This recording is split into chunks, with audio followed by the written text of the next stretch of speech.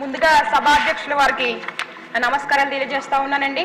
అదేవిధంగా సీఎం చంద్రబాబు నాయుడు గారికి నా యొక్క ప్రత్యేకమైన నమస్కారాలు తెలియజేస్తా ఉన్నానండి. ఒక సామాన్య అంగన్వాడీ కార్యకర్తకు ఈరోజు చట్టసభలో అవకాశం ఇచ్చి ఇక్కడ వరకు తీసుకొచ్చినటువంటి చంద్రబాబు నాయుడు గారికి నిజంగా పాదాభివందనాలు తెలియజేసుకుంటున్నా ఉన్నానండి. అదేవిధంగా నా నియోజకవర్గ ప్రజలకు కూడా ప్రత్యేకమైన కృతజ్ఞతలు తెలియజేస్తా ఉన్నానండి. ప్రధానంగా మొన్న కురిసినటువంటి వర్షాలకి ముందుగా రాష్ట్రంలోనే 11 మండలాలు కలిగినటువంటి అతిపెద్ద నియోజకవర్గం నా రంపచోడవరం నియోజకవర్గం అండి. ఇందులో ప్రధానంగా 4 మండలాలు ఈ ముంపుకి ఎఫెక్ట్ అవుతా ఉన్నాయి. అవి చింతూరు, కూనవరం, విఆర్పురం, మెట్టపాక మండలండి. దేవిపట్నం మండలంలో కొన్ని విలేజెస్ కూడా ఈ ముంపుకు గురవుతా ఉన్నాయండి.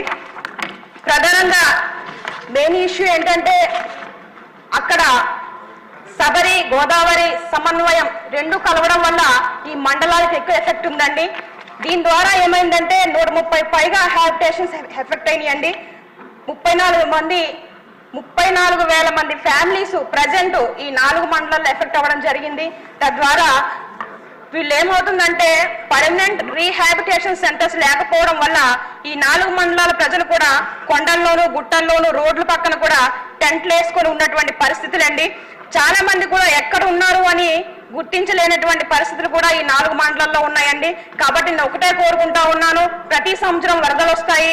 ఇదే విధంగా ఈ ముంపు ఉన్నప్పుడల్లా వీళ్ళందరూ కూడా కొండలు, గుట్టలు ఎక్కడం, లేకపోతే ఆ పునరావాస కేంద్రాలు ఎక్కడైతే ఇచ్చారో అక్కడికి వెళ్ళిపోవడం, ఇలాగా సరిపోక చాలా మంది ఎక్కడెక్కడో బస చేస్తున్నటువంటి పరిస్థితులండి. అయితే నేను ఒకటే కోరుకుంటా ఉన్నాను, గత 15 సంవత్సరాల నుంచి మా రంపచోడవరం నియోజకవర్గంలో తెలుగుదేశం దూరంగా ఉంది. 10 సంవత్సరాల వైఎస్ఆర్సీపీ పార్టీ అక్కడ అధికారంలో ఉన్నప్పటికీ ఆ యొక్క మా రంపచోడవరం నియోజకవర్గ ప్రజల్ని ఎవరు కూడా పట్టించుకున్నటువంటి పరిస్థితి అక్కడ చోటు చేసుకున్నాయండి. నేను ఒకటే కోరుకుంటా ఉన్నాను, ప్రజలకు హామీ ఇచ్చి ఒక నమ్మకాన్ని ఇచ్చి ఈ రోజు అసెంబ్లీలో అడుగుపెట్టడం జరిగిందండి. కాబట్టి ప్రజలు ఏ సమస్యలతో అయితే ఇబ్బంది పడతా ఉన్నారో వీళ్ళకి ప్రధానంగా R&R కాలనీస్ వాళ్ళు ఎక్కడైతే కోరుకుంటా ఉన్నారో అక్కడ మౌలిక సదుపాయాలతో కట్టించి వారికి అసురక్షితమైన ప్రాంతాల్లోకి తీసుకువెళ్లాలని, అదేవిధంగా వాళ్ళు R&R ప్యాకేజ్ కూడా వాళ్ళకి వర్తింప చేయాలని, అదేవిధంగా ఎలిజిబుల్ ఎవరైతే ఉన్నారో 18 సంవత్సరాల నుండి ప్రస్తుతానికి ఎలిజిబుల్ అయిన వారికి కూడా ఈ R&R ప్యాకేజ్ వర్తింప చేయాలని వాళ్ళ యొక్క ప్రధానమైన డిమాండ్ అండి. ఇవన్నీ కూడా వాళ్ళకి ఇస్తేనే వాళ్ళు ఎక్కడైతే ఈ R&R కాలనీస్ ఉన్నాయో అక్కడికి మేము వెళ్తామని వాళ్ళు చెప్పడం జరుగుతూ ఉంది.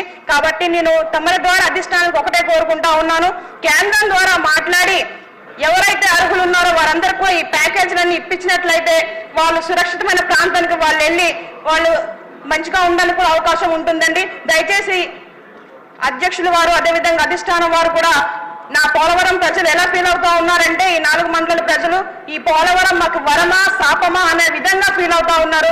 కాబట్టి ఈ ప్రతి సంవత్సరం ఉన్నటువంటి నరకం నుంచి నా ప్రజలను బయటపడించాలని, వాళ్ళకి ఏవైతే రావాల్సినాయో అవన్నీ కూడా ఇప్పించాలని మనస్ఫూర్తిగా కోరుకుంటా ఉన్నాను అధ్యక్ష. అంతేకాదు ప్రధానంగా ఈ వర్షాలు పడతా ఉంటే రోడ్డు పక్కన కొండల్లో ఉన్న వాళ్ళకి కనీసం మస్కిటో నెట్స్ కూడా అందించలేనటువంటి పరిస్థితి ఈ రోజు ఐటీడీలో మేము కనుక్కోవడం జరిగిందండి. ఎప్పుడో 2018లో మన ప్రభుత్వం ఉన్నప్పుడు ఆ దోమతెరలు ఇవ్వడం జరిగింది. అప్పటి నుంచి వాళ్ళకి ఇవి లేవు. ఇప్పుడు ఈ దోమలు కాటివేయడం వల్ల ఏజెన్సీ ప్రాంతంలో డెంగ్యూ, మలేరియా, టైఫాయిడ్ జ్వరాలు ఇలా రకరకాలైనటువంటి విష జ్వరాలు బారిన పడతా ఉన్నారు నా ప్రజలు.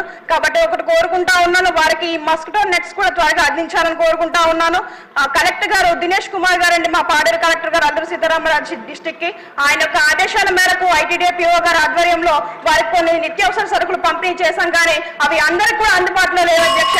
మరొకసారి తెలియజేసేది ఏంటంటే దయచేసి జీవోను కూడా ఆర్డర్ పాస్ చేసి ఏవైతే నిత్యావసర సరుకులు ఉన్నాయో అవన్నీ కూడా నా యొక్క ప్రజలకు అందించి న్యాయం చేయాలని మనస్ఫూర్తిగా కోరుకుంటా ఉన్నానండి.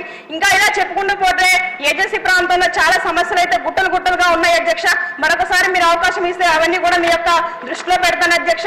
మాకు రోడ్లు లేవు, స్కూల్ బిల్డింగ్ లేవు, అంగన్వాడీలు లేవు, హాస్పిటల్లో మౌలిక సదుపాయాలు లేవు, డాక్టర్స్ లేరు, ఇలా చాలా రకాల సమస్యలతో మా 11 మండలాల ప్రజలు అనేవాళ్ళు ఇబ్బంది పడతా ఉన్నారు. కాబట్టి అధ్యక్ష ఇప్పటికి 4 రోజులు బట్టి నేను పేరు ఇవ్వడం జరిగింది. కానీ నాకు ఈ రోజు చివరిగా లాస్ట్ సమయంలో అవకాశం వచ్చింది. కాబట్టి ఈ చిన్న సమయాన్ని సద్వినియోగం చేసుకోవాలని మనస్ఫూర్తిగా కోరుకుంటా ఉన్నాను అధ్యక్ష.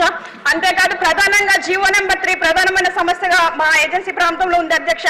ఎందుకంటే మన మెగా డిఎస్సీలో ఈ జీవో నెంబర్ 3ని కూడా మినహాయిస్తారా లేదా అన్న దానిపైన కూడా మాకు క్లారిటీ ఇవ్వాలని మరొకసారి అధ్యక్షుల వారికి తెలియజేస్తా ఉన్నాను అధ్యక్ష. అంతేకాదు కాంట్రాక్ట్ బేసిక్ ఉద్యోగులు కూడా ఉన్నారు, వాళ్ళని కూడా ఈ డిఎస్సీలో మీరు మినహాయిస్తారా ఇవ్వరా అన్న దానిపైన కూడా మీరు క్లారిటీ ఇవ్వాలని అధ్యక్ష అధ్యక్షులు వారిని మరొకసారి